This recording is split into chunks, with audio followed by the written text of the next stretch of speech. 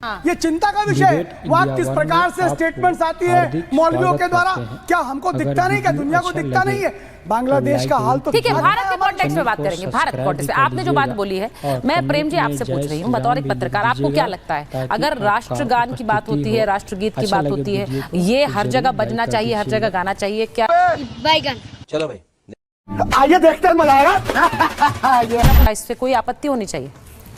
देखिए, हमारा देश संविधान से चलता है। हाँ। और जो कोई गलत बात होती है कानूनी रूप से सही या गलत होती है। ठीक है। इसके अलावा कोई रास्ता नहीं है बोलने का कि हम किसी माने किसी मजहब को खराब बोल दे, कोई किसी धर्म को खराब बोल दे, ये कोई रास्ता ही नहीं है। हाँ। दूसरी बात है कि ये बात स्पष्ट होनी चाहिए कि देश को एक करने के लिए यात्रा हो रही है। जैसे अभी हमारे बोल रहे थे आचार्य जी कि हिंदुस्तान को एक करने के लिए यात्रा हो रही थी।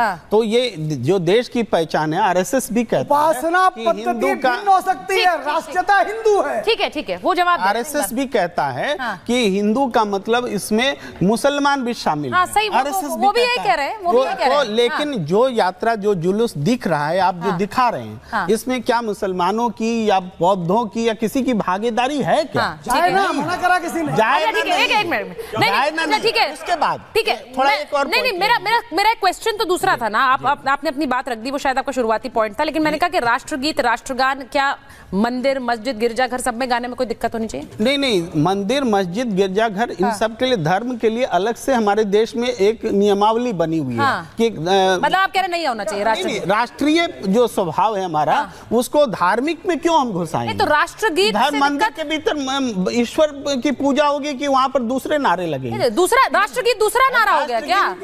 राष्ट्रगीत अरे मंदिर में क्यों घुसाएंगे? सवाल ये है। आप दुर्गा हो। राष्ट्रगीत, मुझे ये समझना है कि क्या राष्ट्रगीत गाने में कोई दिक्कत होनी चाहिए? धर्मेंद्र, राष्ट्रगान गाने की एक परंपरा है ना भाई, हम खड़े होते हैं, उसका पूरा व्याकरण है। बिल्कुल सही है, बिल्कुल सही है। उन्होंने कहा कि राष्ट्रद्रोही और देशद्रोही और देशभक्त, वो होते कौन है बोलने वाले? अभी वो पेलेंगे और तेलेंगे टाइप के शब्द बोल रहे थे। अभी नहीं, सुन लीजिए,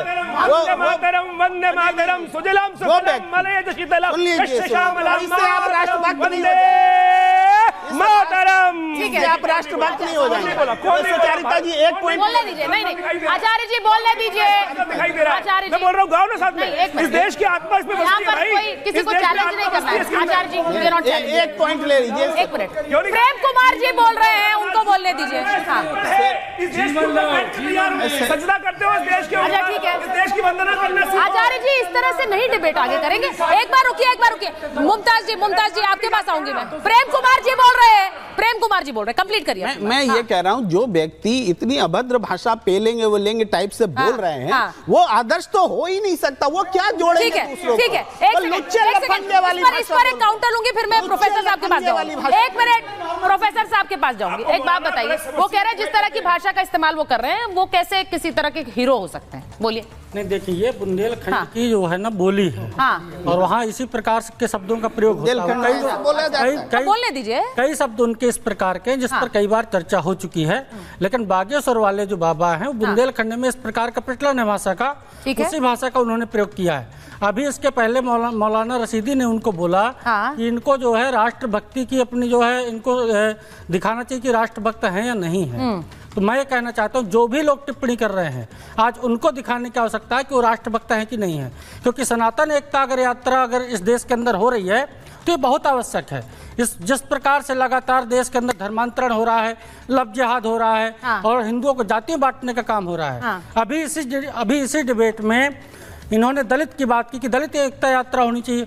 अरे भाई, दलित हमारे ही हिस्सा है। दलित हमारे ही बीच के लोग हैं। दलित समाज कोई अलग नहीं है। और दलित समाज के लोग जो बार बार इस प्रकार से मुस्लिम दलित करने का प्रयास करते हैं, नीचे से यही तोड़ने की बात है। और इसी बात को योगी जी कहते हैं कि बटोगे तो कटोगे, यानी कि हम सबको रहना है, एक रहेंगे तो सेफ रहेंगे। और इसी चीज को एक करने के लिए सनातन हिंदू एकता यात्रा निकाली जा रही है। और ये यात्रा अभी जो इसका पहला चरण है, धीरे धीरे पूरे देश में यात्रा निकाली जाएगी और संपूर्ण हिंदू समाज को संगठित करने का काम किया जाएगा। ठीक है, आप जो बात बोल रहे हैं, मैं एक बार एक दूसरा पॉइंट पे बताऊंगी, क्योंकि प्रोफेसर साहब यहाँ हैं। प्रोफेसर साहब, बहुत सी चर्चाएं हो रही, लेकिन पहले मैं एक बार वंदे मातरम पर एक टेक जल्दी से आपका और मुमताज जी का चाह रही हूँ कि क्या वंदे मातरम होना चाहिए मस्जिदों में भी?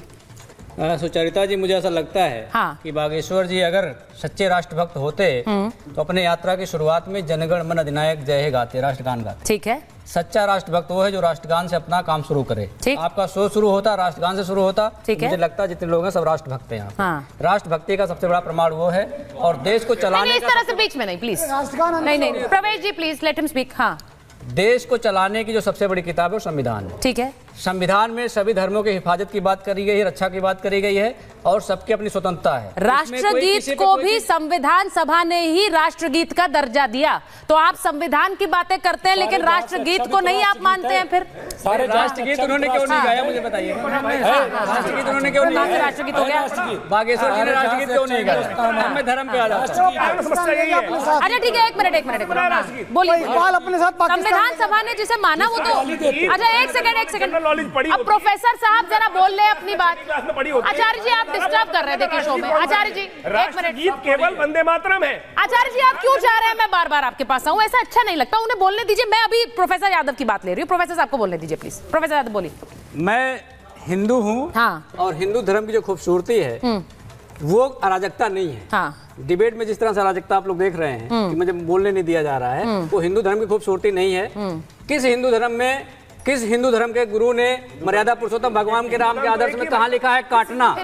मर्यादा पुरुषोत्तम भगवान राम के आदर्श में कहाँ लिखा है काटना? मर्यादा पुरुषोत्तम भगवान राम के आदर्श में कहाँ लिखा है बांटना? कौन सी किताब में लिखा है बांटना? मुझे बता दीजिए। ये तो एकता यात्रा है। मर्यादा पुरुषोत्तम भगवान राम के किताब में कहाँ पहला लिखा है? ऐसे लोग ना हिंदू के हैं ना हिंदुस्तान के हैं, कोई देश के नहीं हो सकते जो अपने धर्म के राम मंदिर गए, धर्म की राम मंदिर गए, आपके नेताजी राम मंदिर गए, आपके नेताजी अगर आप होते रहे थे अभी इनके नेताजी राम मंदिर गए, हिंदुओं के होते राम मंदिर जाते। अरे भैया राम नाम का जप कर रहे हो, बताइए।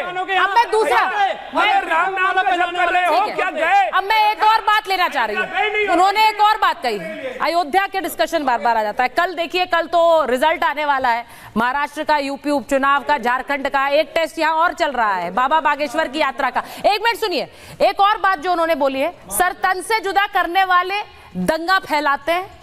ये यात्रा दंगे से ऊपर उठने वाली है, यानी कि यात्रा के जरिए दंगा नहीं, ये यात्रा एकता वाली है। ये वो कह रहे हैं कि सर तन से जुदा वाले बात दंगा फैलाने वाली है। पहले उसके खिलाफ बोलने का ढाढ़स दिखाइए। अब ये बताइए प्रोफेसर आप, भाई सर तन से जुदा के खिलाफ आप लोग नहीं बोलते। बिल्कुल, आप इतने सीनियर जर्नलिस्ट हैं, पेलने से एकता कैसे बढ़ती है आप मुझे बता दीजिए। बाबा बागेश्वर आचार्य जी ने बताया कैसे एकता बढ़ती है, पेलने से एकता कैसे बढ़ती है? ठीक है, आचार्य राज मिश्रा जी बोलिए। वो कह रहे हैं भाषा ही अमर्यादा। सुनिए सन विनय कुटिल सन प्रीति सुंदरकांड का श्लोक है, बता रहा हूं। बताइए पेल के।